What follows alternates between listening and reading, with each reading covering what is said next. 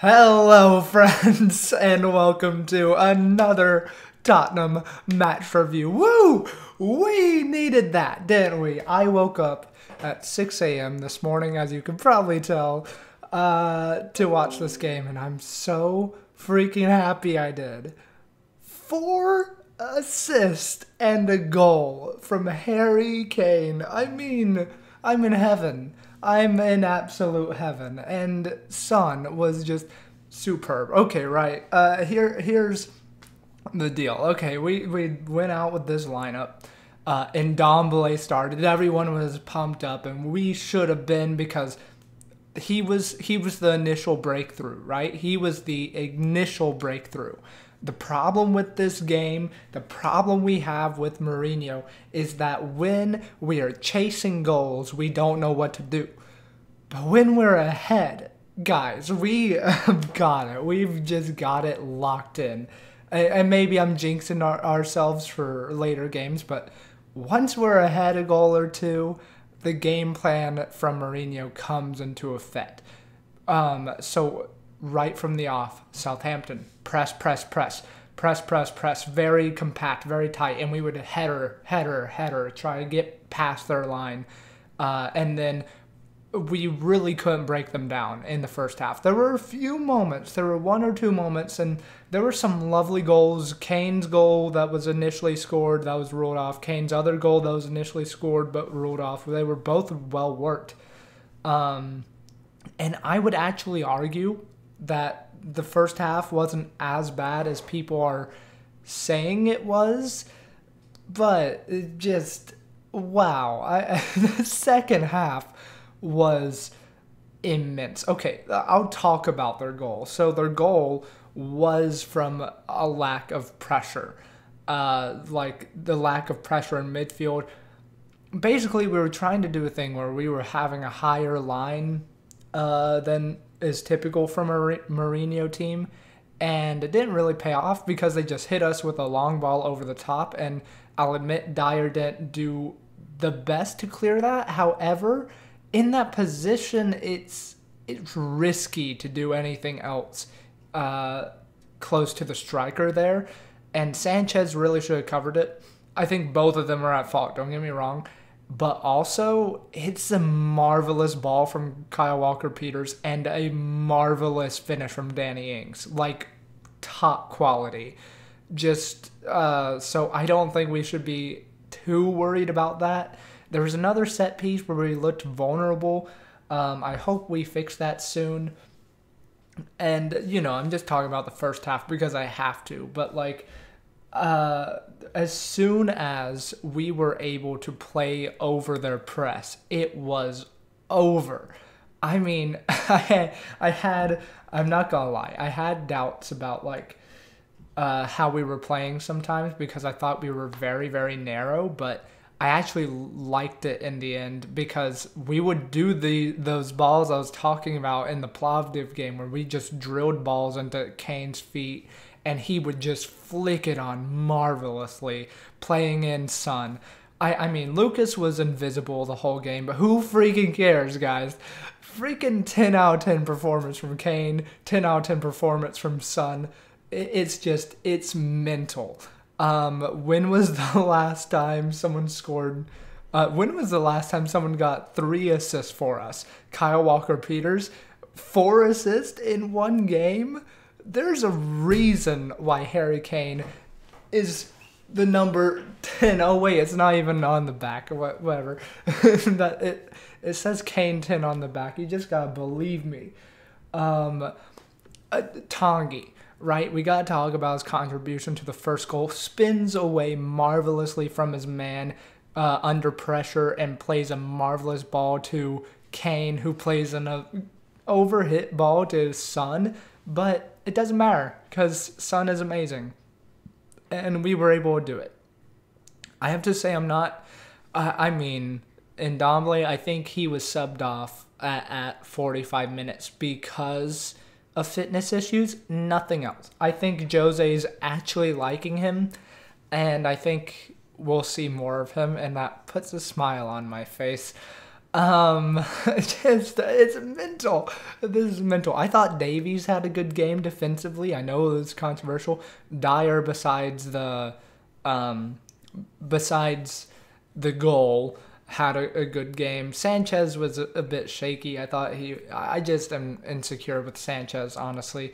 Doherty had a nice game. I thought he was very aggressive. Unlucky to give away the penalty. I don't think by the rules it probably shouldn't have been, from what I'm hearing. Højbjerg got around. He definitely got around, and he was putting his body around, and that was exactly what we needed in the first half when we were struggling for possession. Winks also started very well and then dropped off a little bit. Yeah, I could. He was just kind of a passenger. We just kind of played over him, and I'm fine with that because I can't even break it down for you because they were so similar. The goals were just so similar. Like we just were like, okay, Southampton high line. We can exploit that, and we did. We did so very effectively. Just, I mean, amazing from Kane. I am so glad that this game happened, just to dismiss all the criticism of Kane. And Son too, because I was like, last game, Son, he's not like really up to speed yet.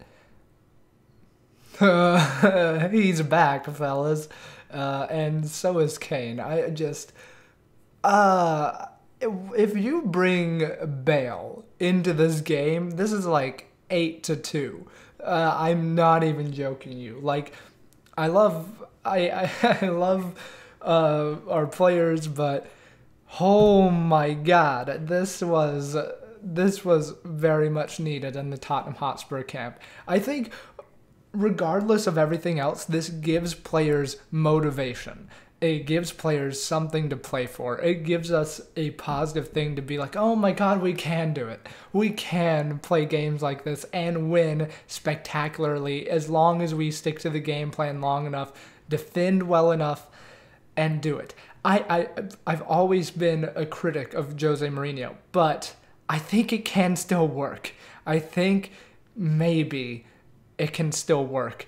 The only problem is those games where people sit back against us.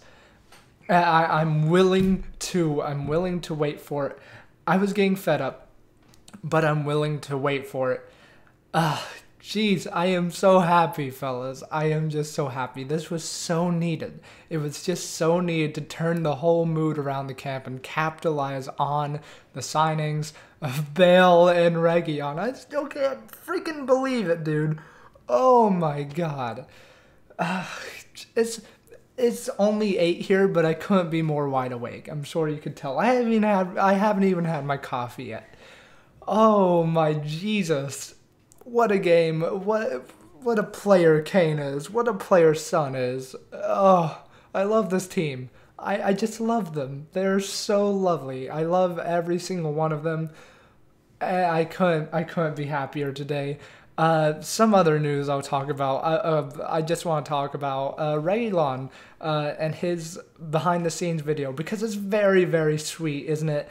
How he comes into the dressing room, he holds up the number 3 and he's like, it's mine, it is perfect, I love it. And then he's like, can I put it on? It's lovely to see him really want to join the team and really happy to be here. He seemed in shock at everything that was going on, and he just seemed to love every minute of it.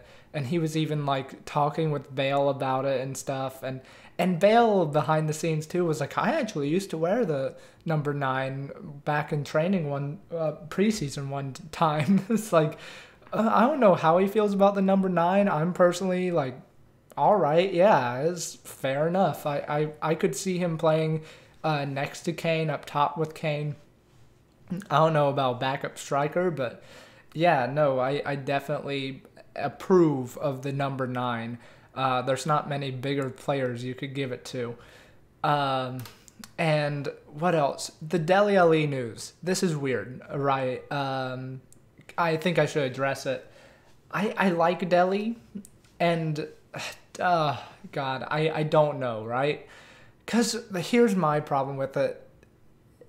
if we are looking to sell him, why now? Like, this is not the time to sell Dele Alli. The COVID prices, Dele is in bad form, let's just say it, and also it's just, he's a kind of a peripheral figure or in the dressing room, or you would imagine. I don't know. He seems like he gets along well with a lot of people, and he's a mostly positive person.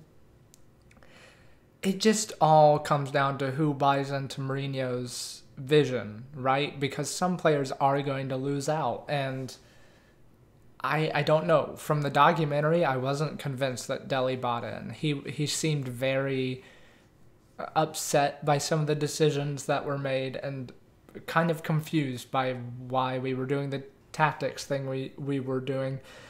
So, I mean, if we sell Dele, it depends on the price, right? If it's above 50 million, I'm good with it. And if it's not anywhere near there, then I mean, yeah, I just, it's a weird one, right? Because Dele is such a unique player. And my problem with Dele is that for him to work best, you have to have a team that forms around him, and you have to play him in his designated role, or else he drops off. He really hasn't had a bad few seasons for us, but yeah, it was, I just, it's at the end of the day, it's whatever Mourinho wants and Levy wants. So yeah, maybe they feel like he's not progressing like he should. Either way, let's not focus on the negatives right now. Let's just look at the positives, and there are so many at Tottenham Hotspur right now. Because Everton look really good. Let's admit it. I'm not discounting our performance. It was bad against Everton. But as soon as this team gets up to speed, I'm optimistic. And I really can't wait to see what we do this year. I mean, yes, Southampton were playing very risky with the high line. But it hopefully instills some confidence to be able to break down teams. I'm so pumped, fellas. I'm so happy. Anyways, I think that's it for this video. Thank you so much for watching. Thank you for the support. Go check out the Region video if you have not yet. But yeah, subscribe if you are new for more Tottenham content. I am looking to be doing a FIFA 21 career mode on Tottenham. Don't you worry. If you're asking about the Lane Orient one, I'm just postponing it. But yeah, that's it for this video. Thank you for watching. See ya. Come on, you Spurs.